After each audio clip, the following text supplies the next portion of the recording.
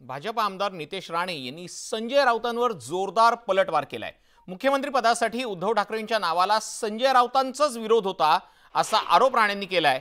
तर ज्याला कुठला अनुभव नाही त्याला तुम्ही मुख्यमंत्री कसा करता असा सवाल त्यांनी शरद पवारांना केल्याचा दावाही नितेश राणे यांनी केलाय। याउलट मला मुख्यमंत्री करा आणि जर तसं केलं नाही तर मातोश्रीच्या आतल्या बातम्या बाहेर काढेल असंही सांगत ब्लॅकमेल केल्याचा गंभीर आरोप नितेश राणेंनी राऊतांवर केलाय।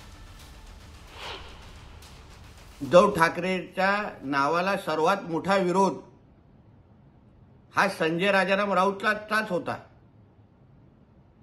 ज्याला कुठला अनुभव नाही, ज्याला पक्ष चालवता येत नाही, त्याला तुम्ही मुख्यमंत्री कसं करता हे तुम्ही शरद पवार साहेबांना विचारलं नव्हतं का? पवार साहेबांना पण जाऊन सांगितलं होतं की तुम्ही माझंच नाव मुख्यमंत्री म्हणून चालवा, असा आग्रह धरला नव्हता का? सामनाच्या कार्यालयातून किती आमदारांना फोन गेले होते की संजय राजाराम राऊतचं नाव तुम्ही मुख्यमंत्री पदासाठी सुचवा। कुठले ब्लॅकमेलिंग आणि धमक्याचे धंदे सुरू केलेले